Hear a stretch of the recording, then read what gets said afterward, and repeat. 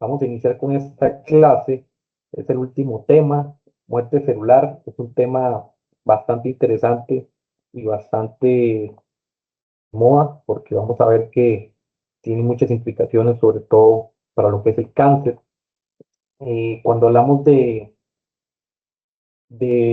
muerte celular, tenemos que empezar hablando de la teoría celular de la patología. Recuerden que los estudios de anatomía eh, que se realizaban antes, todos estudiaban desde una perspectiva macroscópica, y fue hasta el siglo XIX que se empezaron a analizar desde el punto de vista microscópico muchos de los padecimientos. Y este señor, que era un anatomista, histólogo alemán, Rudolf Virchow, él fue el padre de la teoría celular de la patología. Y básicamente lo que encontró fue que todas las enfermedades son el resultado de anomalías celulares visibles. O sea, en lugar de solo ver los, los signos en un paciente y, y las estructuras a nivel macro del órgano, empezó a hacer análisis histológico de estos tejidos, y ahí fue donde encontró anomalías celulares visibles, y de ahí que se le conoce como el padre de la patología moderna. Hay ciertos conceptos básicos en patología celular. La célula tiende siempre a estar en un estado de homeostasis, eso es lo deseable. Sin embargo, si hay algún tipo de estrés, la célula tiene la capacidad de adaptarse. Si no se puede adaptar y se genera un daño celular, la célula entra en este estado, o si hay un estímulo que sea detrimental para la célula genera un daño. Ahora bien, si ese daño es moderado o transitorio, puede ser reversible y la célula puede volver a entrar en homeostasis. Sin embargo, si el daño es eh, progresivo, irreversible, se genera una lesión que no es reversible, y ahí es donde se activan las vías de muerte celular, que estas pueden ser clásicamente necrosis o apoptosis, pero que ahora vamos a ver en esta clase que esto es mucho más complicado en la actualidad.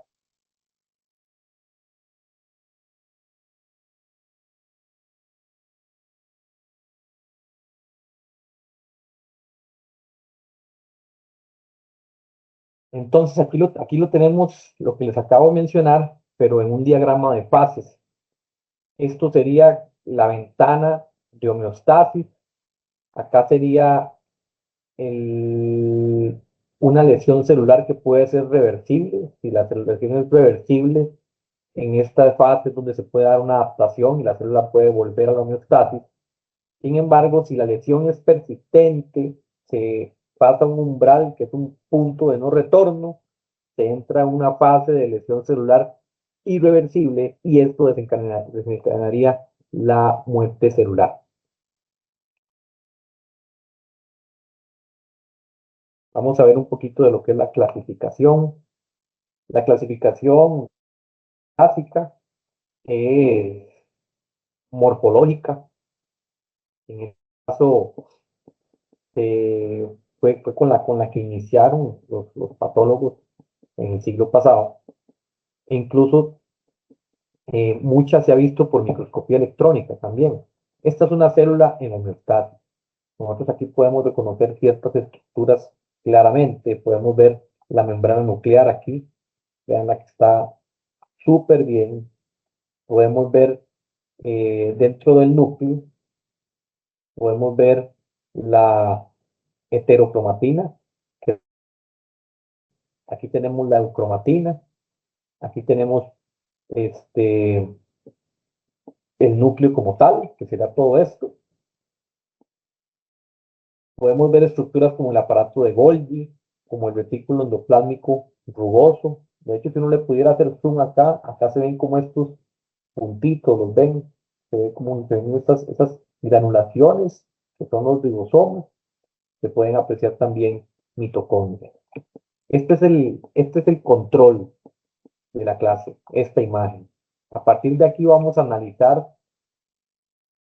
las otras imágenes de los tipos de muerte. Entonces, métanse esto en la cabeza, por favor, presten atención a esta imagen porque es importante.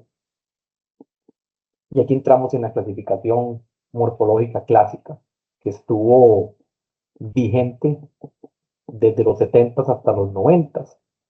Ellos hablaban de tres tipos de muerte.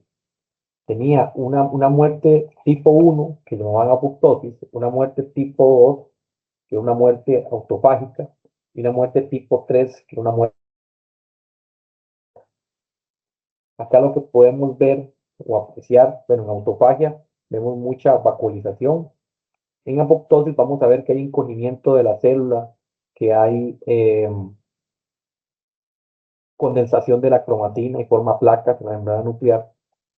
Esto termina en que la célula se fragmenta en cuerpos apoptóticos y esto propicia heterofagia por otras células fagocíticas. Van a fagocitar esos cuerpos apoptóticos y por mismas vías de autofagia van a reciclar ese material. En la muerte necrótica vemos que la célula más bien se hincha, se pierde completamente las estructuras internas, o sea, no se puede ni siquiera evidenciar la membrana nuclear, se desmantela, la, la, la membrana celular está completamente comprometida, hay hinchazón, mucha lisis, es un fenómeno nada. Entonces hablemos un poquito de las diferencias a nivel morfológico en esta teoría clásica. En cuanto a la morfología general, como ya les mencioné, en necrosis hay turgencia del citoplasma, hay hinchazón y de las mitocondrias también. Mientras que en apoptosis más bien hay un encogimiento que se debe a la pérdida de potasio de la célula. Una pérdida de integridad completa de la membrana en necrosis, mientras que en apoptosis hay lo que llaman bleps, son como son como unas bolitas que se le hacen a la membrana. Eh, Esto se puede ver incluso en el microscopio invertido, en cultivos celulares. Uno ve esos bleps, son como bultitos que se le hacen a la membrana. Sin embargo, la membrana no pierde integridad en etapas iniciales. En cuanto a la cromatina, hay disolución del núcleo, pérdida completa de todo, o sea, se liberan muchas enzimas, degradación, todo. Hay agregación y condensación en la membrana nuclear. En cuanto a las organelas, en microbios hay hinchazón y desintegración. En apoptosis hay una morfología conservada. Sin embargo, hay organelas como la mitocondria o incluso el lisosoma también, que se pueden volver porosos. Hay tipos de muerte regulados que vamos a ver más adelante que son exclusivos de lisosomas o de ya que inicia esto. En cuanto a vesículas, no hay vesiculación, solo lisis, necrosis, mientras que en apoptosis hay formación de cuerpos apoptóticos en etapas tardías. ¿Y cómo termina este proceso? En necrosis hay lisis celular total, mientras que en apoptosis hay fragmentación en cuerpos apoptóticos pequeños que luego pueden ser capturados por heterofagia, por células fagocíticas. ¿Vamos bien hasta acá? ¿Me escuchan bien? ¿Tienen alguna duda?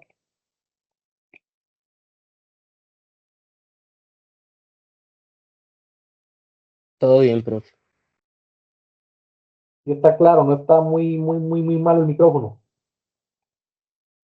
Todo bien, todo bien. Sí se lo escucha. Ok, pura vida.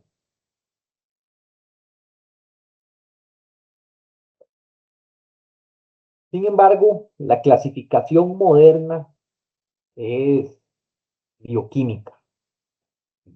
Tiene lógica, ¿no? Yo les comentaba a ustedes que el ser humano iba avanzando. Pasamos del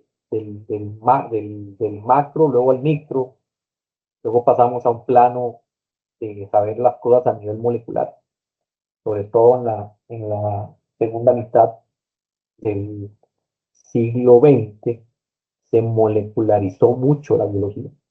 Entonces ya empezamos a trabajar a nivel molecular y trabajar a nivel bioquímico, prácticamente.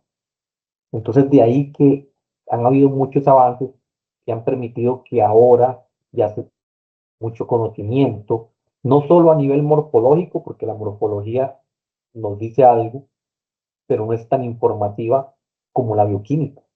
Entonces, por ejemplo, hay ciertos tipos de muerte celular regulada que tienen una morfología exactamente igual, se ven igualitas las células en microscopio, tanto de luz como de electrónico. Sin embargo, a nivel bioquímico son completamente diferentes. La muerte deriva por vías de índole muy, muy diferente. Entonces, de ahí que la nueva clasificación sea bioquímica, para ponerle, por así decirlo, no solo nombres, sino apellidos a ese tipo de muerte. Tenemos una muerte accidental, que esto es lo que conocemos como necrosis, básicamente. Y dentro de lo que antes se conocía simplemente como apoptosis, ahora le llamamos muerte celular regulada. ¿Por qué? Porque hay una maquinaria metabólica eh, que se encarga de orquestar dicha muerte celular y es un proceso regulado. Ahora, dentro de la muerte celular regulada hay muerte celular programada. ¿A qué me refiero con programada? Esta muerte celular está programada porque tiene que pasar en ciertos estadios, por ejemplo, durante el desarrollo embrionario, ya está programado genéticamente que se inicien esos programas de muerte celular. Mientras que la muerte celular regulada en general puede no ser programada. Puede ser que la célula, ante ciertos estímulos que se encuentran, pueden ser infecciones, pueden ser sustancias químicas, la célula activa esas vías de muerte celular regulada.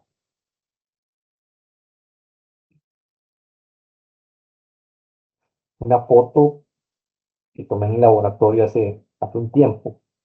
De hecho, fue una obra que hice que se llama así como en inframundo. Y la hice me acuerdo perfectamente, para un concepto que era, estas son células HeLa. Como ustedes saben, las células HeLa provienen de un cáncer cervical de una señora que se llamaba Henrietta Lacks, que murió en los años 50. Y ella,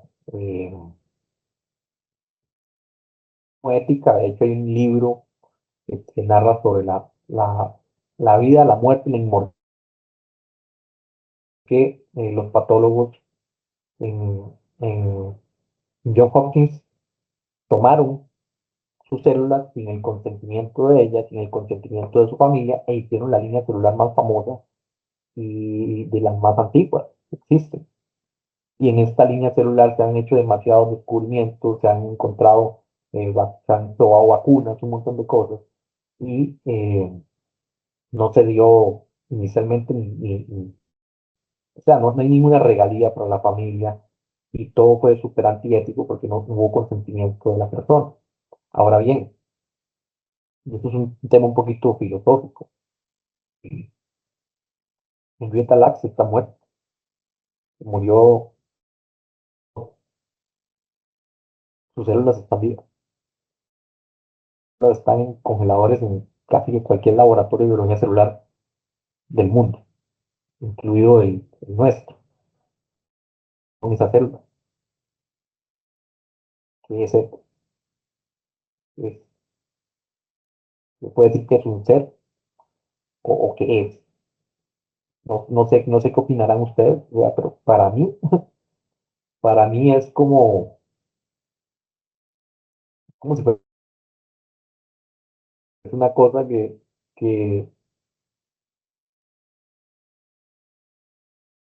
es una parte aislada de un todo que es una persona y son células que igual son tumoral. Entonces es como que decirlo, es como que no tienen norte, como que no tienen un destino, simple y sencillamente reproduciéndose y siguen porque es termodinámicamente plausible, biológicamente plausible. Pero es un cuestionamiento filosófico bastante interesante.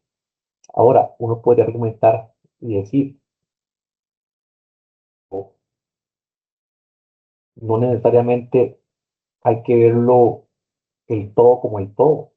Podemos ver que las partes independientes pueden ser, pueden ser consideradas algo independiente. Yo ahí discreparía en el sentido de que ya hay demasiada evolución, es demasiada evolución y coevolución en el sentido de que son células que pertenecen a un organismo multicelular. Es como que yo les diga que va a pasar puramente cuando es nada. De nada. La teoría dice que derivan de bacterias que hicieron endosimbiosis. Bueno, son teorías, ¿verdad? Eh, con mucho peso fundamental. Pero no, pues ya no podemos hablar eso. O sea, ya la evolución hizo que eso esté amalgamado. Entonces, a mi parecer, es algo completamente personal. O sea, yo considero que estas células son como son. O sea, no tienen un destino y se van a seguir reproduciendo si uno las pone. Entonces, de ahí que hice esta obra, precisamente porque es una obra que la hice enfocándome en esto, como en ese lado como oscuro de la biología celular, y como refiriéndome a eso de que es como algo, como algo que está entre lo vivo y lo muerto para mí. O sea, es, es, es vacilón. Ahora, quiero que algo en esta célula que tenemos acá. Primero que todo, vean que la morfología es muy heterogénea. Tenemos células acá con una morfología, tenemos células incluso ya con dos núcleos. Eso es característico de células que tienen procesos clásicos, que tengan estas aberraciones como dos núcleos, etcétera. O sea, hay tejidos normales que los tienen, como el muscular, pueden ser células multinucleadas, pero en este tipo de tejidos epiteliales eso no es normal.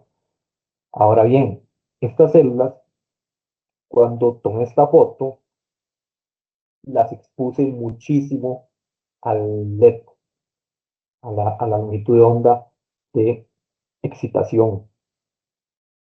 Vean que, ven este núcleo tiene una morfología y un marcaje más tenue.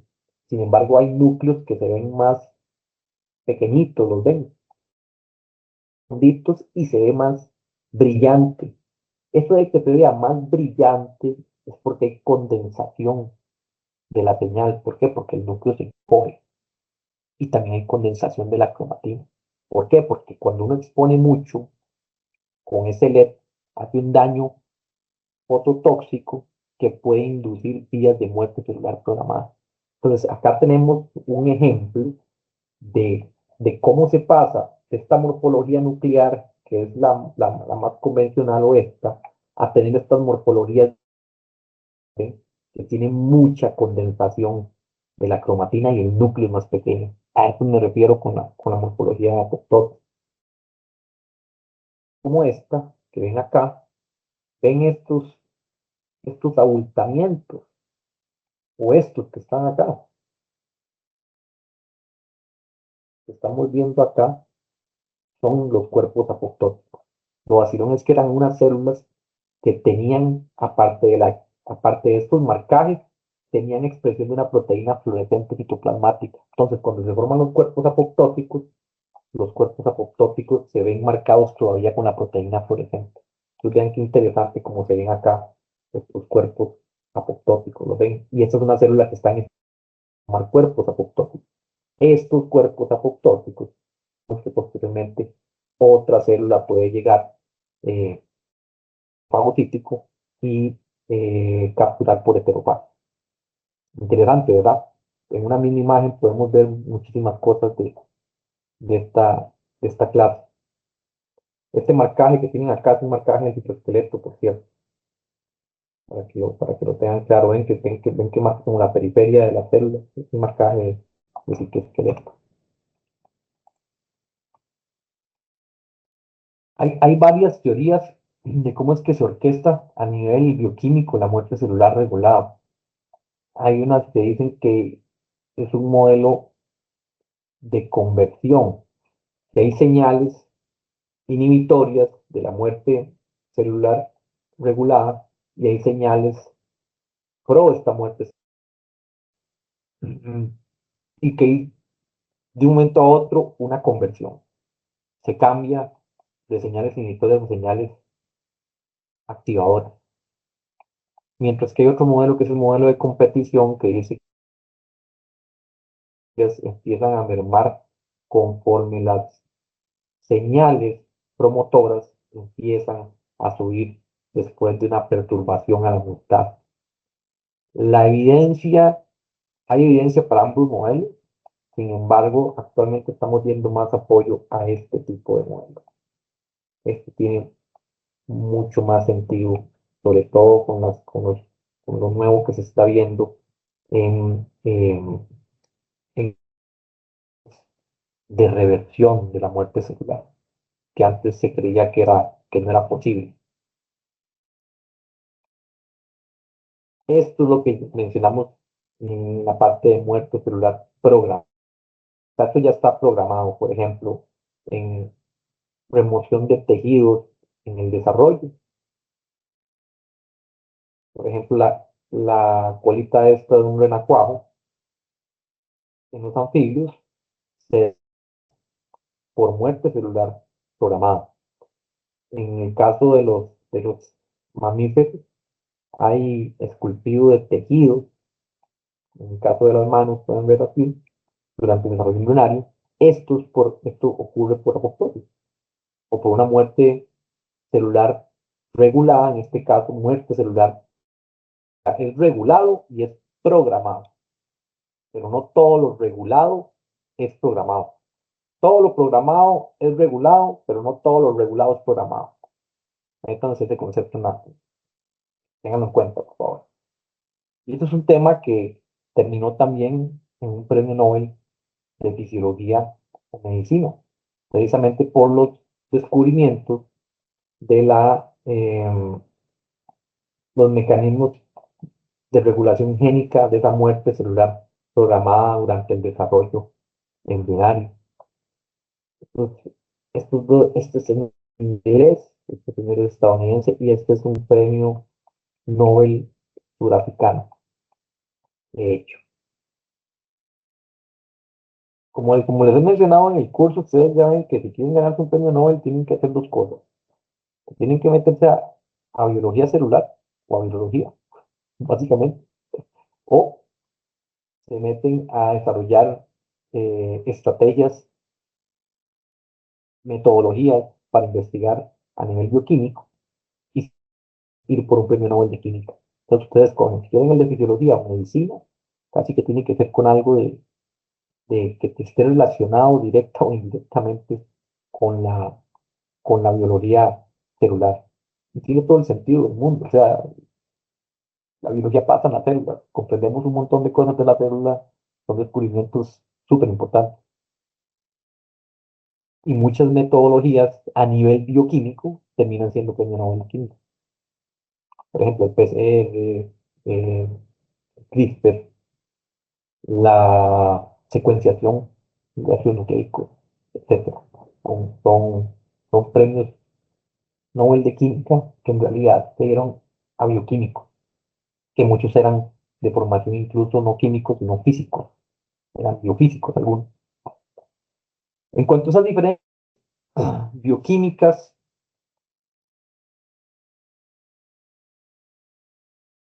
esto es muy a grosso modo, no estoy entrando mucho en los distintos tipos que hay de muerte celular regulada, pero para distinguir, en una necrosis habría pérdida de homeostasis iónica.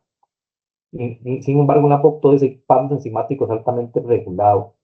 En cuanto a la energía, la necrosis no requiere energía, es pasivo. Usted incluso, si el estímulo se lo coloca a la célula y la mete a 4 grados, ocurre el proceso de necrosis, mientras que si usted llega y activa apoptosis y mete la placa a 4 grados, no ocurre. O sea, se queda ahí en un stand-by hasta que usted la vuelva a colocar a una temperatura enzimáticamente permisiva. ADN y digestión al azar, y esto se puede ver, ahora más adelante voy a mostrar un gel, cómo se ve un barrido completo, mientras que hay fragmentación más ordenada por activación de ciertas endonucleasas, entonces podemos ver bandas específicas. En cuanto al tiempo, hay fragmentación del ADN luego de la lisis, eso es suficientemente tardío, mientras que en apoptosis, la fragmentación del ADN ocurre antes de la lisis. Primero en apoptosis se empieza a condensar la cromatina y a formar placas en la membrana nuclear.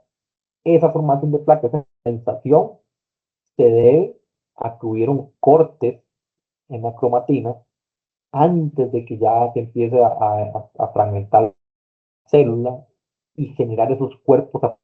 Por eso es que acá la palabra lisis la ponen entre comillas, porque no es una lisis, es una fragmentación en cuerpos apoptóticos. Mientras que en este otro caso, por el mismo desorden y liberación enzimática que hay, este, no se lleva ordenadamente. Hay muchísima fragmentación, inclusive después de la lisis, porque con la misma lisis se liberan un montón de enzimas, y estas enzimas, dentro de esas enzimas van un montón de nucleasas también que generan esa fragmentación. Hay activación de muchas proteasas, terpainas, fibrolasas, lisoformales liberadas. O sea, imagínense que se vuelven porosas todas las organelas y se lisan las membranas de las organelas, entonces se salen todo el contenido enzimático de distintas organelas y eso empieza a hacer un, y se empieza, hay demasiada acción enzimática en cortes, hay a distintos niveles en membranas, peroxidación lipídica, proteólisis, eh, fragmentación de citoesqueleto, o sea, todo lo que usted se puede imaginar pasa ahí. En este otro caso, hay liberación de factores mitocondriales como el citocromo C o el apoptosis inducing factor, hay activación de ciertas enzimas con actividad proteolítica como las caspasas, hay alteración de la simetría de la membrana, o sea, se pueden externalizar ciertos lípidos que son de la cara interna de la membrana, se pueden externalizar, como por ejemplo la fosfatidilcerina, y esto lo utilizamos como un marcador a nivel de laboratorio. Vamos a hablar un poquito de los efectores moleculares de esa muerte celular regular. Entonces, hablamos de las caspasas. Caspasas es una contracción que significa Cysteine Dependent Aspartate Directed Proteases. Ok, dependientes de cisteína. ¿Por qué? Porque en el sitio catalítico es un aminoácido de cisteína el que hace el ataque nucleofílico para llevar a cabo ese corte, pero siguiendo ciertas secuencias específicas. Tenemos dos clústeres de caspasas. Es uno cortan en esta secuencia de aminoácidos y el 2 cortan esta secuencia de aminoácidos. Pero ¿cuál es? Esto que ustedes tienen acá es una representación del sitio de corte. El corte sería acá y acá. Entonces, lo que está antes del sitio de corte se denomina P1, P2, P3, P4, son las posiciones de aminoácidos ahí. Lo que está después del sitio de corte es P1', P2', P3'. Es una designación bioquímica cuando se estudia este tipo de cosas. Ahora, esto es una representación de cuáles son los aminoácidos cuando se han hecho estudios de distintas proteínas, se han estudiado a nivel en alineamientos múltiples, se han alineado las secuencias y cuáles son predominantemente los aminoácidos que ocupan esta posición en la mayoría de los casos, en este caso de alaninas, ¿lo ven? ¿Lo ven acá? Mientras que en este caso, en la posición P1', siempre hay un ácido aspartic. Igual acá en este clúster, ¿lo ven? Siempre hay un ácido aspartico. Por eso es que son aspartate directed. ¿Por qué? Porque el ataque nucleofílico de esta cisteína solo ocurre después en esta posición, o sea, en este enlace entre este ácido aspartico y el aminoácido que está en la posición P1'. ¿Cómo es que se lleva a cabo esta activación de las caspasas? Las caspasas no están activas, hay un pequeño pool que se genera inicialmente, pero como un simógeno. O sea, son proteínas que tampoco se tiene que ir a ver expresión génica para que se generen ARN mensajeros y formen caspasas, porque si no el proceso tardaría muchísimo. Y a veces estos procesos tienen que ser muy rápidos. La idea es que se lleven rápido, porque también las células muchas veces generan estas vías de muerte como un mecanismo incluso de defensa inmunológica. ¿Defensa inmunológica ante qué? Ante infección, casos, pero también en otros casos ante problemas a nivel génico que tiene la misma célula. Y que las mismas células del sistema inmunológico, cuando encuentran una célula que está presentando problemas de aberraciones, le dicen, digo, mejor usted se mata, porque va a generar un problema en el organismo. Entonces, el cáncer no solo es una enfermedad eh, genética, sino que también podemos verla como un padecimiento por una falla inmunológica también. Porque si todo estuviera bien, las mismas células del sistema inmunológico tienen la capacidad de reconocer ese tipo de células y eliminarlas. Sin embargo, es un sistema tan complejo y hay tantas vías, ahorita vamos a enseñarles unas vías de escape de esto, que no en todos los casos funcionan. Pero volviendo al tema, las cascadas se generan como estos timógenos y eh, una vez que se activan esas vías de, de muerte celular regulada, se quitan estos prodominios y dos moléculas de caspasa se juntan y hacen una molécula activa. Y esta molécula activa inicial es lo que llamamos una caspasa iniciadora, que a su vez va a llegar y va a empezar a quitar esos prodominios en caspasas efectoras. Y cada es una cadena. Entonces una caspasa iniciadora actúa sobre una caspasa efectora y esa caspasa efectora actúa sobre otras moléculas de caspasas ejecutoras y esas sobre otras moléculas ejecutoras. Entonces, comenzamos con una iniciadora y luego es una cascada de amplificación a nivel de caspasas efectoras. Y estas caspasas, ¿qué van a hacer? Van a cortar, ¿pero qué? Van a cortar ciertas estructuras, por ejemplo, proteínas de la membrana nuclear, como esas lamininas, o proteínas del citoesqueleto, para llegar a cabo, ir llevando a cabo ese desarme de la célula de una manera ordenada. Acá tenemos las caspasas en humanos. Vean que estas son iniciadoras, 2, 8, 9, 10, y hablamos de caspasas efectoras 3, 6, 7, y hay algunas caspasas que tienen un papel más bien como mediadores inflamatorios, como por ejemplo la caspasa 1, que actúa en una vía que se llama el inflamosoma, que pasa en algunas estirpes celulares del sistema inmunológico. Esto es una cosa de locos. Esto es nuevísimo y está cambiando lo que se creía de muerte celular. Antes se pensaba que una vez que había activación de una caspasa iniciadora y de caspasas incluso efectoras, ya la cadena se daba. Y ya fue un proceso irreversible. Ya se había pasado la fase de no retorno y la célula no podía devolver. Y eso fue un dogma que se tuvo por muchos años, hace como unos 5 o 6 años, que empezó a reportarse este fenómeno y a reportarse con mayor claridad. ¿En qué consiste ese fenómeno? Se llama anastasis. Como les puedo decir, son experiencias cercanas a la muerte. Apoptosis es como dirigirse a la muerte, mientras que anastasis es como levantarse a la vida. De hecho, el concepto de anastasis como tal, si ustedes buscan la etimología de la palabra, tiene que ver mucho con la resurrección, incluso desde el punto de vista de la filosofía cristiana. De ahí tomaron el concepto. Eh, Tenemos una célula con una morfología X.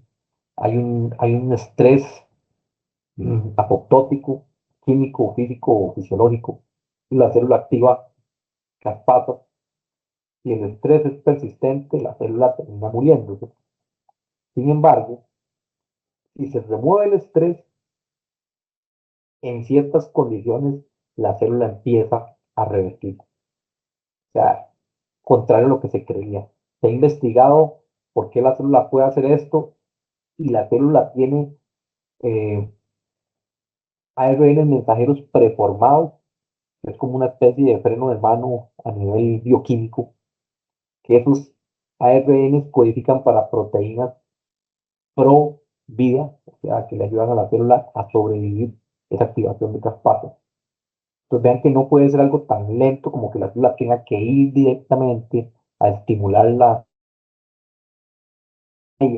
ARN mensajeros que simplemente tienen que traducirse. Empieza una etapa temprana de, de recuperación, una respuesta al estrés, y luego ya cuando la célula se recupera, hay incluso rearreglo del citoesqueleto y la célula tiene capacidades incluso proliferativas mayores e incluso capacidades de migración mayores en algunos casos. Entonces, aquí comenzamos con esto y una vez que la célula sobrevivió, terminamos con esto. Ahora les hago una pregunta. ¿Qué creen ustedes de esto? ¿Por dónde creen ustedes que esto pueda tener un sesgo importante? Escucho opiniones.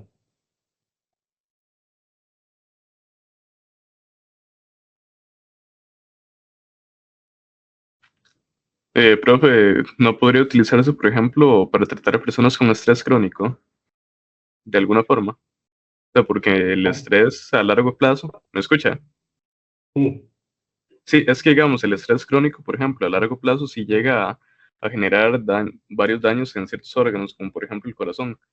Entonces, sabiendo que las células pueden llegar a regenerarse en lugar de simplemente destruirse, si se pudiera lograr investigar más a fondo, no se podría como utilizar para tratamientos, ya sea por ejemplo, personas que tengan daños en el corazón. um,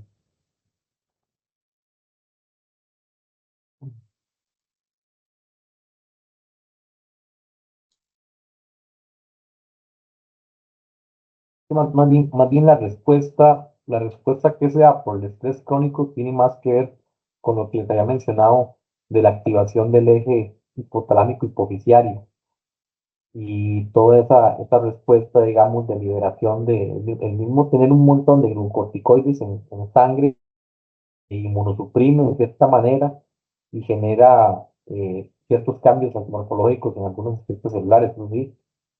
Pero estamos hablando de que una célula casi se muere, pero sobrevivió.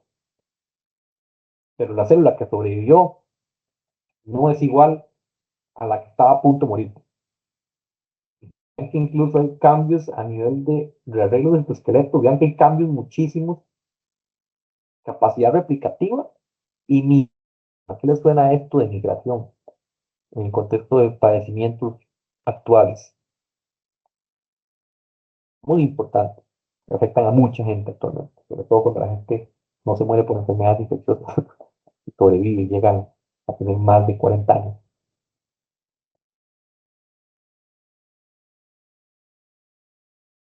¿Qué creen que puede estar afectando esto? Voy a mostrar otra diapositiva. Está la célula activó incluso apoptosoma, casi se muere, pero sobrevive. Vean que hay proteínas de choque térmico que le ayudan a controlar y a llevar a cabo esa sobrevida. Vean que la célula estaba aquí, vean, estos son los blebs que les mencionaba, ¿los ven? Estos son los blebs de la membrana, vean. Vean que ya la cromatina está condensada, el núcleo está más pequeño comparado con una célula. Vean que la célula está a punto de morir. Y se recupera. Veanla como queda. ¿Ustedes creen que eso es bueno del todo? Una célula casi se muera. Incluso pueden haber activado, si hay condensación de cromatina, pueden haber ocurrido a nivel de la cromatina. ¿Qué pasa cuando tenemos algún corte o alguna cosa, alteración a nivel génico? Esto es un problema. Yo tengo una alteración a nivel génico.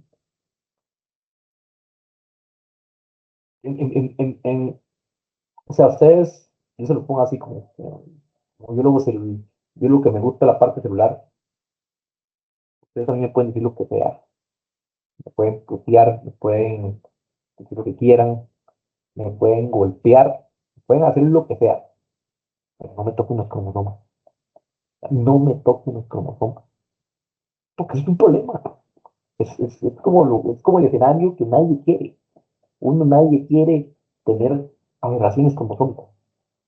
¿Por qué? Porque eso es la antesala ¿a qué?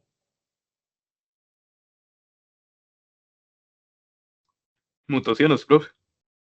Sí, y las mutaciones ¿a qué llevan desde el punto de vista celular? Cáncer. Ah, ¿verdad? Ahí está. O sea, esto podría ser uno de los mecanismos por los que se genera cáncer en una célula celular. Sobre todo por esto que dice rearreglo de citoesqueleto y aumento de la migración. ¿A qué le suena eso? En el contexto de cáncer. Metástasis en cuanto a migración. Exactamente, exactamente. Metástasis. Entonces, ¿qué pasa, por ejemplo, si este daño de estrés que estamos viendo más bien es químico? Por ejemplo, una paciente con cáncer de mama que le dan una terapia inicial que no le funciona. Que la terapia no es un estrés tan grande como para inducir la muerte, pero sí daña y luego las células del cáncer se le recuperan, ya con un cáncer.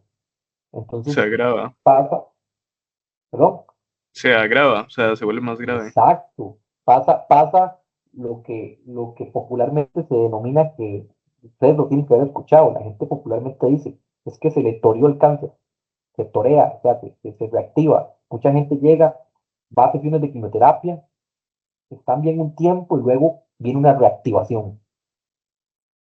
Esto podría ser un mecanismo por el cual pasa esa reactivación a nivel de cáncer. O sea, hubiera sido mejor que la célula se muriera, pero no, hay mecanismos para sobrevivir. La biología siempre se aferra a la sobrevida. Vamos a eso y a nivel molecular está pasando. Y esto puede ser uno de los mecanismos por los cuales esas células que sobreviven terminan con aberraciones cromosómicas, que si eran células normales y terminan con aberraciones cromosómicas, esto puede ser el inicio de un cáncer. Y si eran células de cáncer y más bien terminan con más aberraciones, con arreglos de citoesqueleto y con capacidad replicativa y migrativa superior, o sea, ahora tenemos un problema peor.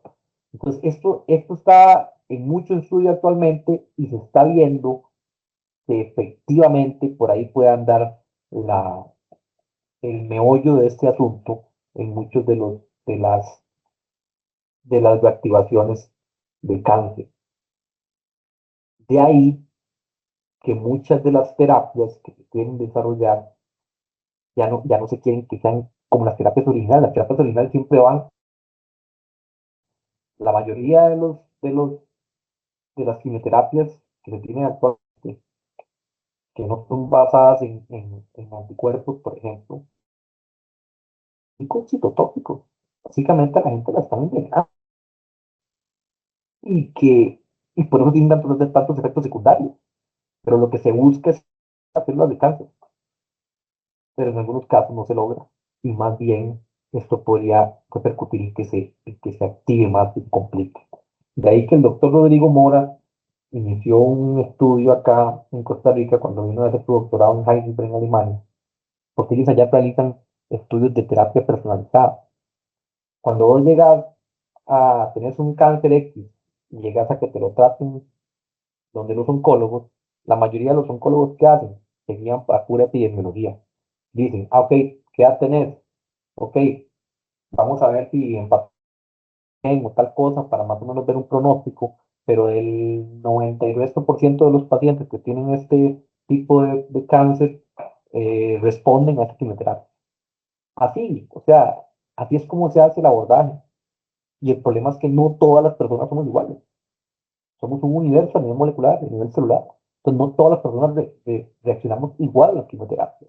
Entonces, hay muchos pacientes que si lo hacemos nada más a partir de estudios epidemiológicos y de pura estadística, no funciona. El cáncer es un padecimiento tan complejo que la solución es una terapia personalizada. Y entonces, ¿cuál es la terapia personalizada que se identifica? Se toma una biopsia del tumor, se cultivan en laboratorio y se prueban los quimioterapéuticos en el laboratorio in vitro y se ven cuáles quimioterapéuticos son tóxicos para las células de ese tumor y cuáles no. Y ese reporte se le da al médico para que el médico ya tome una decisión.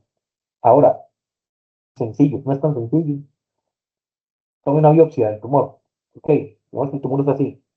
Se toma una biopsia de acá, o del centro, o de este otro lado, o de este otro lado. Tipos celulares que pueden ser completamente diferentes. Entonces vean lo complejo que es esto. Que incluso haciendo este tipo de pruebas no, no, no es algo completamente fidedigno, porque el tumor como tal muchas veces es demasiado heterogéneo. Y hay algunas que reaccionar a la quimioterapia y otras células que no van a reaccionar a la quimioterapia. Pues ahora se está viendo que las quimioterapias no se pueden dar solas, tienen que darse en, en el contexto de aplicación de inmunomoduladores, por ejemplo, o de otras cosas. Entonces no es solo la toxicidad, sino regular incluso la respuesta del sistema inmunológico. Porque si son, por ejemplo, se habla de respuestas inmunogénicas que generan más inflamación y ser respuestas tolerogénicas. Entonces se quieren terapias, en algunos casos, que sean más bien más tolerogénicas, que no despierten tanta inflamación, que no llamen a tantas células del sistema inmunológico ahí, porque muchas veces el cáncer se aprovecha más bien de las células del sistema inmunológico. Entonces vean lo complejo que puede llegar a ser esto. O sea, eso es un mundo completamente complejísimo. De ahí no hay curas efectivas para un montón de tipos de padecimientos. Esa es una de las grandes misiones de este curso. Una de las grandes misiones de este curso es que ustedes comprendan la complejidad de lo que estamos hablando. Porque mucha gente a veces no lo dimensiona. Muchas veces la gente entra a estudiar estas carreras y la gente dice, pero no entiendo por qué no encuentran una cura para esas cosas. Y a veces hay gente que tiene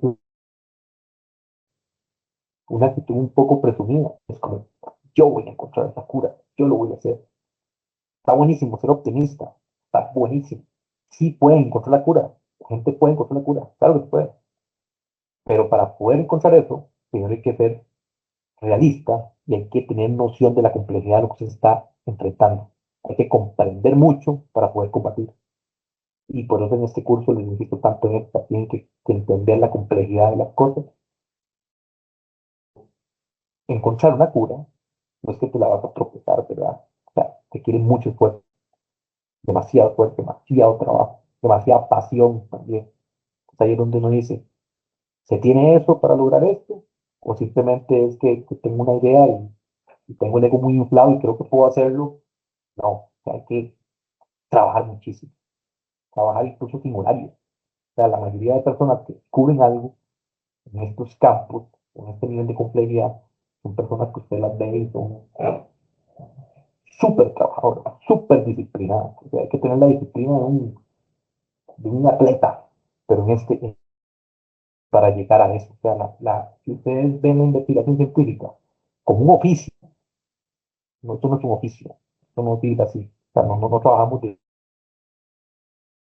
esto, y eso no está mal, si ustedes tienen algo así en sus vidas, perfecto, hay trabajos que lo son así, y perfecto, y pueden ayudar a un montón de gente de un montón de maneras diferentes, y es buenísimo, cada quien escoge lo que si se van a meter en una carrera de investigación científica, son ignorantes, son ignorantes.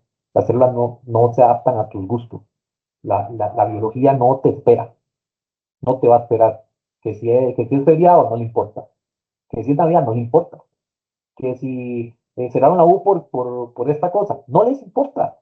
O sea, ahí no juega eso. No es un mundo de eso. Es un mundo de que se tiene que hacer lo que se tiene que hacer cuando se tiene que hacer.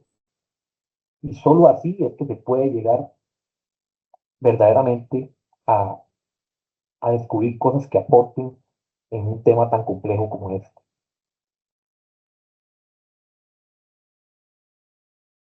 ¿Por qué les digo esto? Porque ya he tenido muchas experiencias con muchas personas, ¿no? Que le dicen a uno, es que yo quiero hacer esto, es que esto me apasiona, es que esto no sé qué. Del dicho al hecho hay mucho trecho. Dicen eso, pero cuando ya están en laboratorio trabajando, el primer experimento que les sale mal, empiezan a llorar, ya no quieren trabajar más.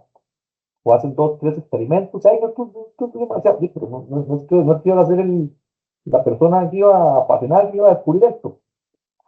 Entonces, está bien también darse cuenta de que eso no es lo que uno quiere. Está perfecto. No hay ningún problema en fallar en ese caso. Pero lo que me refiero es que hay que comprender la complejidad. Y por eso es que el trabajo final de graduación es importante. Hay mucha gente que no quiere quitar los trabajos finales de graduación, que porque nosotros hacemos internado y que entonces tenemos dos requisitos de graduación, internado y trabajo final de graduación, que queremos hacer solo internado como los de medicina o como los de farmacia que escogen. Eso está perfecto, podemos hacer internado, nada más el internado no se puede quitar, independientemente de lo que usted quiera hacer. Si quiere hacer investigación o lo que sea o trabajar en industria, el internado no se quita. ¿Por qué el internado no se quita? Porque a usted le van a dar una licencia a nivel clínico, es la licencia que le permite ejercer la metodología por la Ley General de Salud de ese país. No te podemos dar una licencia si no haces un internado hospitalario. Punto. Todos tenemos que hacer un internado hospitalario. Ahora, ahora, es importante que la gente también tenga una experiencia de investigación para que se oriente, qué es lo que le gusta. Le gusta la clínica, le gusta la investigación, le gusta la industria, le gusta la investigación clínica. Entonces, la gente lo ve como responsabilidades, pero más que responsabilidades son oportunidades para que nos orientemos y entendamos qué nos gusta y qué no nos gusta. Entonces, habrá personas que llegan, hacen experiencia de investigación y se dan cuenta que el laboratorio no es para ellos. Esto no les apasiona, esto no me gusta, yo no puedo dedicarme a la investigación para nada. Van en internado y quedan fascinados y eso es lo de ellos. Perfecto, qué dicha, para eso es la carrera, para orientarse. O viceversa, gente que hace internado y no quiere dedicarse a la clínica. Vaya a hacer una práctica en un o hacen investigación y les apasiona. Entonces, son herramientas para que nos orientemos. E igual, no quiero que tampoco crean que es que la clínica es muy fácil. La clínica bien hecha es una investigación de todos los días y que se hace ahí al pie del paciente y requiere capacidades sociales y de empatía y de una pasión motivada a ese servicio y a esa ayuda. Muchas personas tampoco la tienen. Entonces, hay que ubicarse a donde uno se sienta verdaderamente bien, se sienta motivo, porque esto es algo que uno lo va a hacer realizar todos los días y lo realiza a regañadientes, sin amor. Las cosas sin amor no dan buenos resultados. Esta comisión, vamos a hablar un poquito de las subrutinas de muerte celular que da esta comisión. Es una comisión que se reúne cada ciertos años y ellos analizan qué se ha estado publicando y a partir de todos los análisis que hacen, ellos dictan cuál es la nomenclatura que se va a llevar a cabo para las diferentes subrutinas de muerte celular. ¿Por qué me refiero como subrutina? Inicialmente era necrosis apoptosis, Ahora estamos viendo que apoptosis es una muerte celular regulada. Y dentro de esa muerte celular regulada, hay diferentes. Ocurre esa muerte celular regulada. Esto desde una perspectiva bioquímica. Morfológicamente se pueden ver parecido algunas, pero bioquímicamente es otra cosa. Entonces, por ejemplo, hablamos de apoptosis intrínseca, hablamos de apoptosis cuando el estímulo es interno por mitocondria. Hablamos de apoptosis extrínseca, cuando son estímulos proapoptóticos que vienen de afuera de la célula. Hablamos de una necrosis, que es de que se forma este poro de transición mitocondrial. Entonces es una especie programada, pero no programada, regulada. Entonces no todas las necrosis, aquí hay dos tipos, esta y esta necroptosis, que son tipos de necrosis que son regulados, porque hay una maquinaria eh, bioquímica que está detrás de esto. ¿Y cómo sabemos que son regulados? Incluso podemos utilizar inhibidores a nivel bioquímico para bloquear esto. Eso quiere decir que es regulado. Hablamos de ferroptosis, por ejemplo, que es un tipo de muerte igual regulado, que hay acumulación de hierro y mucha peroxidación lipídica. Hablamos de piroptosis, que se genera en el contexto de muchas infecciones con algunos patógenos intracelulares. Hay mucha liberación de lo que se llaman patrones muy asociados a daño. Partanatos, que se activa unas proteínas que se llaman PAR, y hay mucha translocación nuclear de la apoptosis inducing factor. Tenemos esta muerte celular entótica, que es súper interesante, es como que una célula se come a otra literalmente, y la que se mete adentro de la otra, esa muere adentro de la otra por entosis. Tenemos esta muerte celular metótica, que son trampas que hacen los neutrófilos en respuesta a ciertas infecciones. Ellos salen y liberan trampas de ADN como una red. Hay muerte celular eh, lisosomal, hay un aumento en la permeabilidad de la lisosoma, hay muerte celular autofágica, muerte celular inmunogénica, sobre todo por estrés del retículo endoplásmico. Entonces, lo que quiero que vean acá, no vamos a entrar en detalle para efectos de evaluación y agarrar, les voy a decir, tienen que saber de todos estos tipos de cosas. Lo que me interesa de esto, porque soy muy especializado, me interesa que ustedes entiendan que dentro de la muerte celular regular hay un montón de subrutinas. Subrutinas tienen que hacer análisis a nivel bioquímico. Por ejemplo, rápidamente, para que entiendan, vean el montón de cosas implicadas en esto. Como que yo les diga, si tienen que saber esto de memoria, hacia lo bioquímico. Todo. Para mí eso no tiene sentido. Me interesa más que el concepto. La apoptosis intrínseca se lleva a cabo por vías mitocondriales. La mitocondria es mencionado que es una organela muy importante. Muchas de estas señales de estrés confluyen en la mitocondria. Y si el estrés prevalece, la mitocondria eh, sufre algo que se llama una permeabilización de la membrana externa de la mitocondria. Se ensamblan ciertos complejos, forman canales y se liberan el citocromo C, factores, perdón, como el citocromo C, son proteicos. El citocromo C tiene que estar como parte de la cadena respiratoria. El citocromo C está en el citoplasma, eso tiene que estar ahí. Esto ya es el citocromo es una señal de muerte, sí o sí, porque indica que hubo permeabilización de la membrana mitocondrial externa y que por ende se está saliendo del espacio intramembrana. Cuando está en citoplasma, la procaspasa 9 lo reconoce y junto con el APAF forman esta estructura que se llama el apoptosoma. Y el apoptosoma lo que hace es que ya termina de activar a la caspasa 9 y esta es una caspasa iniciadora que ya actúa sobre caspasas efectoras como la 3 y la 7 y se hace una cascada dependiente de caspasas. Por otro lado, ciertos factores, como la apoptosis inducing factor o la endonucleasa G, que pueden ir por una vía independiente de caspasas directamente al núcleo y empezar a hacer cortes a nivel nuclear. Incluso estas proteínas se pueden hacer cortes en el citoesqueleto y esto ya lleva a cabo también apoptosis. Tenemos una vía extrínseca que es por receptores de muerte. Hay uno que se llama FAS, que es como el más famoso.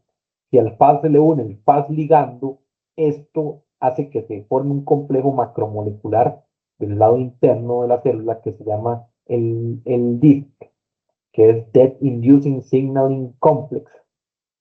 Lo vacilón en estos complejos es que hay proteínas proapoptóticas y proteínas inhibidores de la apoptosis, como estas, inhibidores de apoptosis.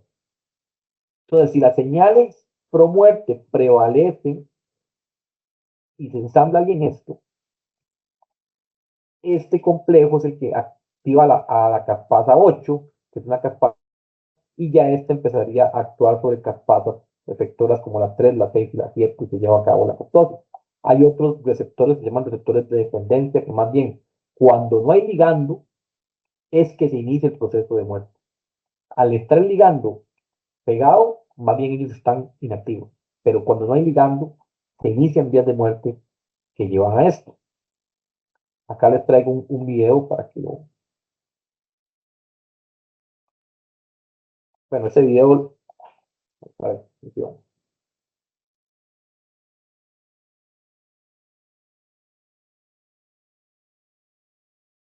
bueno, este igual está en mediación virtual. Este posiblemente no va a funcionar porque no lo volví a notificación. Mea culpa. Los próximos sí van a funcionar. Me he dado cuenta de que hice una actualización en la computadora cuando metí la parte de lo del Drive. Yo no sé por qué todos los videos se me desconfiguraron en las presentaciones. Entonces tengo que volver a cargarlos en las presentaciones. Este igual está en mediación virtual para que lo vean. Es el proceso que les acabo de mencionar, pero una animación eh, bastante interesante. Es así como actúan estos receptores de muerte. ¿Lo ven? Una célula, por ejemplo, del sistema inmunológico, como un linfocito T citotóxico, puede expresar FAS ligando y unirse a ciertas células que tienen el receptor y de esta manera inducir muerte en esa célula. Vean qué interesante, es un mecanismo inmunológico para eliminar células eh, mediante apoptosis. Vean cómo se vería, analizado por microscopía electrónica de barrido. Aquí y esta es la célula. Aquí está la unión con el FAS ligando y esta la está ya llevando a cabo todos esos bleps en la membrana que al final terminarían en la formación de cuerpos apoptóticos. Ahora ven qué interesante esto que está acá. Un mecanismo por el cual una célula de cáncer puede resistir a esto. Llega un linfocito T citotóxico. La célula de cáncer está presentando un antígeno en el contexto del complejo mayor de hipercompatibilidad 1. Ese antígeno es el que indica a esta célula citotóxica que en esta célula algo no está bien, que esta célula está perdiendo control. Y entonces el linfocito llega a eliminar esa célula por medio de citotoxicidad mediada incluso por liberación de perporinas, etc. Ustedes ven acá. ¿Ven? Como estas perporinas. Para eliminar. Pero resulta que algunas células de cáncer expresan FAS ligando y los mismos linfocitos también no solo tienen FAS ligando, como les mencioné acá, ellos también pueden, tienen receptores FAS para que induzcan apoptosis en ellos. Una célula de cáncer está induciendo apoptosis en el linfocito para evitar que el linfocito la mate por los mecanismos que tiene. Entonces ven que eso es un mecanismo de evasión inmunológica de parte de una célula de cáncer. Un ejemplito. Imagínense la complejidad que tiene esto. Esta celular autofágica, como les mencioné, hay una sobreinducción de autofagia que básicamente la célula termina autodigiriendo, pero es un mecanismo regulado. Tenemos necroptosis, como les mencioné, es una muerte, una necrosis programada, ocurre por receptores de factores de necrosis tumoral, se unen, se llaman receptores de muerte, se une el factor de necrosis tumoral, están en un complejo macromolecular que al final termina con la activación de una proteína que se llama RIP3. ¿De dónde creen ustedes que viene el RIP? Rest in Peace, así se llama, literalmente. O sea, la gente en bioquímica también se pone graciosa y hace eso con el nombre de las proteínas, Rest in Peace.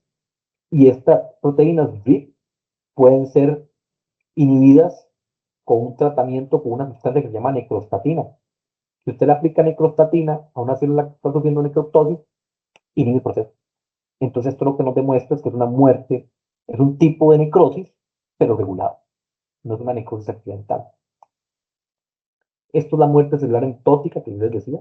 Una célula que llega y a una internalización y resulta que la célula, ¿eh?, sufre muerte celular regulada. A veces hay proliferación y a veces hay escape, pero en la mayoría de los casos ocurre esto. Una cosa que a mí, yo cuando vi este mecanismo me pareció una locura, de por qué una célula se mete dentro de otra célula. O sea, tendré que leer más en detalle del proceso, y sinceramente no lo he leído muy en detalle para entender más sobre este fenómeno. Parece súper interesante, siempre que lo encontré. Esta es buenísima, la muerte celular metópica. Resulta que estos neutrófilos pueden sufrir apoptosis o pueden sufrir, llaman nécrosis. Y ellos lo que hacen es que estallan y liberan estas trampas o estas net de ácido nucleico, que lo que hacen es que literalmente atrapan las bacterias, están las bacterias atrapadas en esa net. In this scanning Ven, electron esto sí micrograph, funciona. neutrophils are Eso me attached to a encargué de flat actualizar. surface, and we can see the abundant folds of their cell membranes. We can also see that the neutrophils are infected with the gram-negative bacteria Shigella, which appear as rod-shaped objects and are colored red. Also visible, in blue, is a fine mesh of fibrillar material called a neutrophil extracellular trap, NET, that is able to capture many of the Shigella bacteria. A net is created when a dying neutrophil extrudes the contents of its nuclei, including into the surrounding environment, through a special form of cell death called netosis. In this video, human neutrophils were stained with a dye that turns their nuclei blue, and then chemically activated to induce netosis. Bueno, esto les queda para que vean el resto del video también, por favor, para que lo vean en detalle, ya en contexto, con tranquilidad y lo entiendan. In this scanning, Vamos a ver las metodologías de estudio de muerte celular. Hay inhibición farmacológica e inhibición genética. Así como cuando les expliqué esto en el contexto de autofagia, es lo mismo. Vean que aquí hay diferentes tipos o subrutinas de muerte. Y acá mencionan qué es lo que hay que hacer a nivel bioquímico para poder ponerle este nombre a ese tipo de muerte. Entonces vean que, por ejemplo, en este caso hay una disminución en la expresión de este factor. Vean que si es caspasa dependiente, vean ejemplos de intervenciones inhibitorias, sobreexpresión de BCL2 o aplicativa, que es un inhibidor de caspasa, etcétera, etcétera. O sea, muchos son genéticos y otros son farmacológicos. Ahora, es esto, pero llamamos un readout. O sea, necesitamos tener una manera de monitorear, ok, inhibimos farmacológica o genéticamente, o estimulamos o inhibimos, y luego cómo nos damos cuenta de que lleva la muerte. Tenemos que ver algo a grosso modo. Una manera muy rápida, la distinción de yoduro, propidio, Hughes. Esto es súper moderno. No es tan moderno, pero lo estamos utilizando mucho ahora. Mucha gente utiliza unos ensayos muy viejos, como el ensayo de MTT, que son ensayos bioquímicos. Hay que listar las células, hacer un montón de cosas. Y gracias a los avances tecnológicos, lo podemos visualizar directamente por la Excel Imaging. ¿Qué estamos viendo acá? Por ejemplo, podemos ver efectos citopáticos y efectos citotóxicos. Un efecto citopático sería esto, y ya cuando la célula se muere, se marca con el yoduro proteína. El Hughes es permeable a toda la célula, vivas y muertas, mientras que el yoduro proteído es impermeable. Él solo ingresa a la célula cuando hay un compromiso de la membrana plasmática. Y al ingresar, pero con una coloración roja. Entonces, en este caso, vean que las células que tienen condensación de la cromatina son prácticamente las mismas células que están dando el marcaje con yoduro de proteína. Sin embargo, vean por ejemplo en estos casos, acá hay un marcaje con Hughes y todavía no hay muerte. ¿Por qué? Puede ser un daño, un efecto citopático que todavía no es citotóxico, pero en el tiempo ya se incorporaría. Entonces uno lo que hace es que siembra la célula, punto final, tiñen y ven la muerte que hay en ese momento. Pero nosotros hemos generado una serie de experimentos bastante interesantes para poder monitorear esto por la Excel Imaging. Pero mismo, por ejemplo, si estoy trabajando en un contexto de una infección viral, como en este caso, quiero monitorear la infección viral. Entonces, una manera de monitorear la infección viral es monitorear el efecto citopático y citotóxico que tiene el virus sobre la célula. Es una manera indirecta de saber que el virus está replicando y que está teniendo un efecto sobre la célula. Entonces, acá tenemos un control no infectado y acá tenemos unas células infectadas con el virus de la fiebre amarilla. Ahora, son las mismas tomando diferentes fotos en el tiempo, pero son exactamente las mismas células, no son pocillos diferentes. Eso es lo bueno de hacer like imaging. Ahora, ¿cómo hago yo esto? Tiño, infecto con el virus. Luego tiño los núcleos en el tiempo, o sea, después de la infección, tiño los núcleos y luego le agrego un medio que ya contiene. Entonces, el yoduro proteído está desde aquí. Lo que pasa es que como las células están vivas, no están permeables, él no marca nada.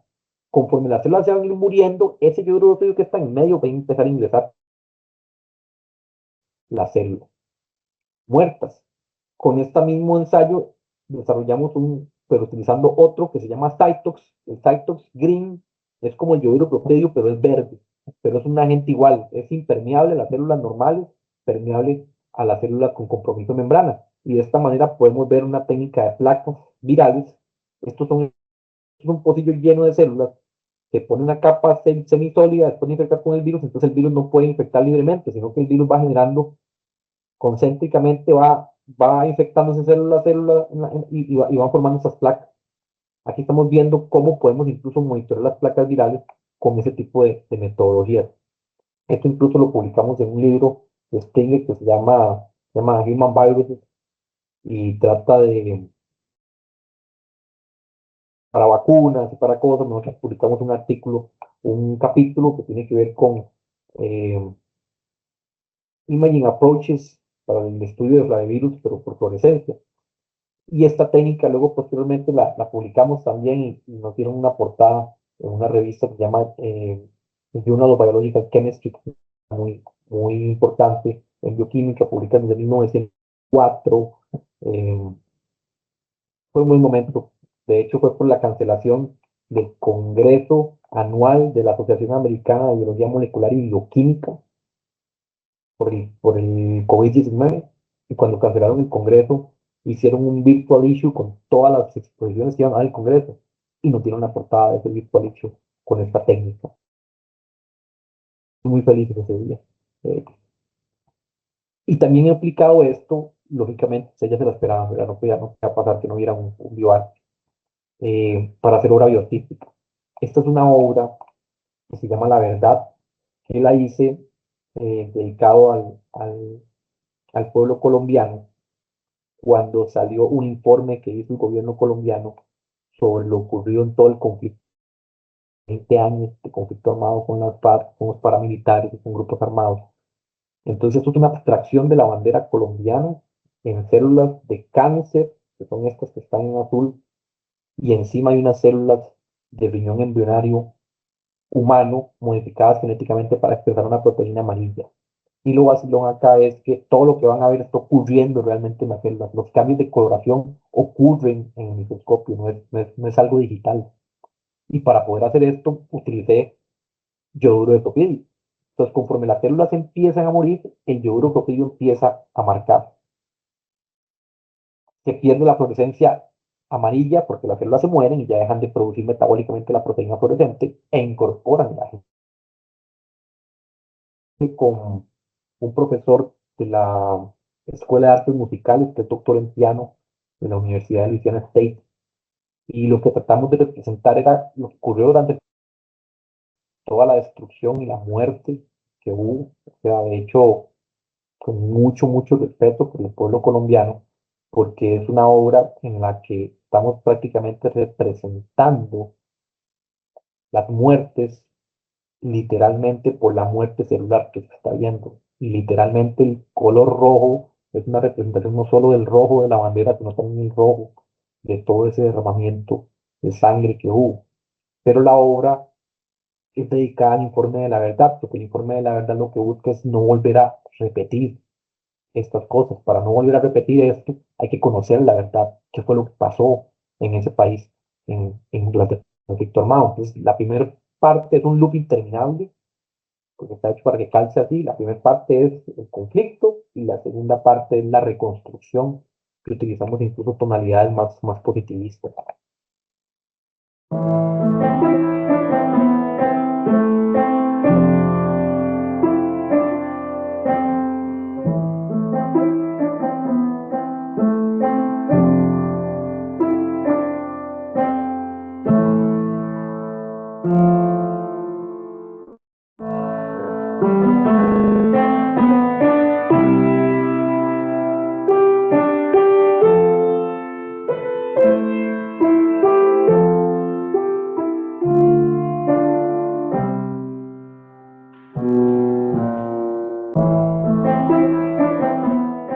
Esta es la parte de la destrucción y como ven, la segunda parte es la que trata de la reconstrucción.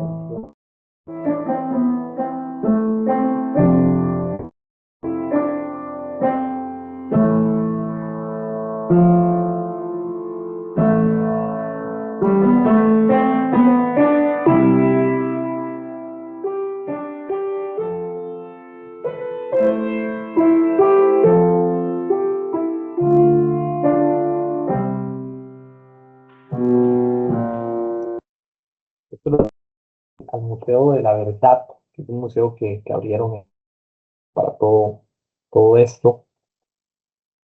Hay tinciones como esta, que es la tinción de túnel, activan vías de muerte como la apoptosis. Hay ruptura ordenada en ciertas partes de la cromatina. Hay una técnica que se llama túnel, que utiliza un nucleótido marcado con un fluorocromo que se llama FIT-C, que es una deoxiuridina trifosfatada, pero marcada con FIT-C, que por medio de una enzima que se llama deoxinucleotidil transferasa terminal, esta lo que hace es que incorpora este nucleótido marcado en las rupturas y de esta manera hacemos una tinción que podemos ver como esta. Yo la utilicé, por ejemplo, para ver si el virus del dengue inducía muerte celular por apoptosis. Y aquí vemos que esta cepa marca hay cepas que más bien es una muerte mucho más, entonces la tinción de túnel da muchísimo más, lo ven acá. Hay microscopía electrónica de barrido, que podemos ver la morfología, pero esto casi no se utiliza. Y microscopía electrónica de transmisión, porque quiero que vean aquí, esto es muy importante, esto es sumamente importante, que somos la morfología necrótica y la compacta. Aquí está la membrana nuclear, hay condensación de la cromatina. Esto es un signo súper importante. Aquí ustedes no pueden distinguir una membrana nuclear, la que está sumamente hinchada, aquí hay un encogimiento celular. Esto es muy importante también con alguna gente como la staurosporina, que es una agente que induce muerte celular, a dosis bajas, no se induce, a dosis intermedias, se induce una muerte por apoptosis, porque ya que cuando corremos el ADN en un gel, podemos ver bandas de un tamaño definido. Esto me indica que es un proceso ordenado, pero ya a concentraciones muy grandes de la misma celulosporina ya se induce necrosis. Y vemos que ya hay un picadillo de ADN que no. Bueno, esta es una muy popular, se llama marcaje de anexina 5. En apoptosis hay exposición de fosfatidilcerina, un lípido que está al interno de la membrana plasmática, y cuando hay apoptosis temprana, esta fosfatidilcerina se expone en la cara externa de la membrana, y la anexina 5 marcada se une a esta y la célula se tiñe. Entonces, por ejemplo, acá está en una célula normal. Eso es una tinción que mezclamos anexina con yoduro de propidio, que es el que yo les mencioné antes. Una célula normal, ambos agentes no hacen nada. El yoduro de propidio no ingresa porque la membrana está bien y la anexina no tiene nada. Cuando hay estadios tempranos de apoptosis, se externaliza la fosfatidilcerina, ¿la ven? La anexina se une y marca la membrana, pero todavía el yoduro de propidio no puede entrar porque no hay daño a la membrana. Pero en apoptosis tardía, se da tanto que la fosfatidilcerina está expuesta y marcada por anexina 5 y ya hay rupturas que permiten el ingreso del yoduro de propidio. Si lo vemos por microscopía, esto que tenemos acá es básicamente una apoptosis temprana. Esto ya es una apoptosis tardía. Tiene marcaje en membrana y tiene marcaje intracelular. Si lo medimos por citometría de flujo, aquí vemos la señal del yoduro de propidio, aquí vemos la señal de la anexina 5 píxel. Las células normales negativas no tienen ni señal marcador, mientras que en este otro caso, acá están las células normales, acá están las células que presentan marcaje con FIT-C, que es la anexina 5, y acá están las células que presentan tanto marcaje con yoduro de propidio como con anexina. Estas son células normales, estas son apoptosis temprana, y estos dobles marcajes de acá son apoptosis tardía. Tenemos también el uso de sustratos fluorescentes, como uno que se llama el Magic Red. El Magic Red es un colorante que tiene un sitio de corte de caspase. El colorante empieza a florecer. Entonces, así, aquí podemos ver, por ejemplo, tratamiento de células con activador de caspase y vemos cómo el Magic Red intracelular. Entonces, esto se realiza en el contexto de inhibidores. Tenemos condiciones solo con Magic Red en las que inducimos la apoptosis, y tenemos condiciones en las que tenemos Magic Red, inducimos la apoptosis, agregamos un inhibidor específico para una caspasa determinada. Entonces, si vemos que hay activación de la apoptosis, nos damos cuenta de que efectivamente hay apoptosis, porque prende el Magic Red. Pero si en una condición que le agregamos Magic Red y le agregamos un inhibidor de caspasa 3, no encendió, quiere decir que es una apoptosis que tiene por una vía de caspasa 3. O si agregamos un inhibidor de caspasa 8 y prende el Magic Red en la condición solo con Magic Red, todo bien, es apoptosis. Pero para ponerle nombre, y a la vez un inhibidor de caspasa 8, y si eso no prende, porque el inhibidor inhibe la caspasa, quiere decir que es por caspasa 8. ¿Me explico? Luego también tenemos sensores moleculares de actividad protolítica de caspasa. Este es un sensor que desarrolló la doctora Ginny Hardy en la Universidad de Massachusetts. Yo trabajé con ella, hice una serie de pasantías, y este fue un sensor que yo modifiqué para hacer un sensor luego de dengue. Ese sensor, lo que ellos sí tienen una proteína verde fluorescente, la cual no adquiere la conformación tridimensional correcta porque tiene un quenching peptide, o sea, una proteína que le afecta correcto. Cuando están unidas, la proteína fluorescente está apagada. Pero ellos el quenching peptide se lo unen a través de un sitio de corte de caspasa. Cuando la caspasa se activa, la caspasa corta acá, el quenching se remueve y posttraduccionalmente la proteína ya puede adquirir el folding correcto y empezar a florecer. Esto yo los utilizo acá en el contexto de infecciones virales con dengue. Entonces vean que un virus inactivado con luz ultravioleta no induce apoptosis en este caso, mientras que el virus infeccioso si induce apoptosis en este modelo celular de células BHK21. Consideraciones finales, es un tema muy complejo, es un tema que hay que entender muchísimo.